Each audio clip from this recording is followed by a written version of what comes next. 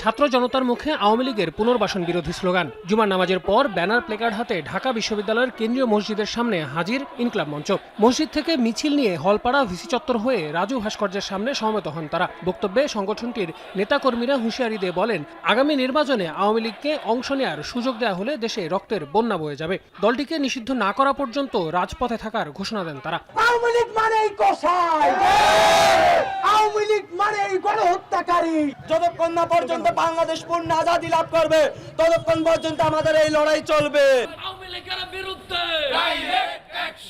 বাংলাদেশ গণতান্ত্রিক ছাত্র সংসদও একই দাবিতে মিছিল করে ঢাকা বিশ্ববিদ্যালয় এলাকায়। সেখানেও গণহত্যার দায়ে আওয়ামী লীগকে নিষিদ্ধের দাবি তোলা হয়। কেন্দ্রীয় পাঠাগারের সামনে সমবেত হয়ে তারা বলেন, ভিন্ন রূপে আওয়ামী লীগকে এদেশে রাজনীতি করতে দেওয়া হবে না। নির্বাচনের প্রক্রিয়ায় আওয়ামী লীগ নামে এবং আওয়ামী লীগ প্রতীকে কেউ অংশগ্রহণ করতে পারবে না। এদিকে বৃহস্পতিবার রাতে আওয়ামী লীগের বিরুদ্ধে ঐক্যের ডাক দিয়ে এনসিপি নেতা হাসনাত আব্দুল্লাহ এক ফেসবুক পোস্টের সঙ্গে সুর মিলিয়েছেন দলের অন্যান্য নেতারাও। জাতীয় নাগরিক পার্টির সিনিয়র যুগ্ম আহ্বায়ক আরিফুল ইসলাম আবিদ বলেন, শেখ পরিবার কিংবা নতুন যে কোনো মনোকেই দলটি রাজনীতিতে ফেরার চেষ্টা করলে তা প্রতিহত করা হবে। কোনোভাবেই আওয়ামী লীগ নামে এবং নৌকা প্রতীকে কোনো ধরনের নির্বাচনে অংশগ্রহণ করার সুযোগ নেই।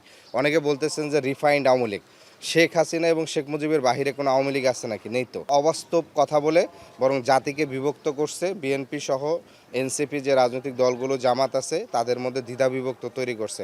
বিএনপি, জামায়াত সহ অন্যান্য রাজনৈতিক দলগুলোকে আওয়ামী লীগ নিষিদ্ধের প্রশ্নে নিজেদের অবস্থান পরিষ্কার করার আহ্বান জাতীয় নাগরিক পার্টির।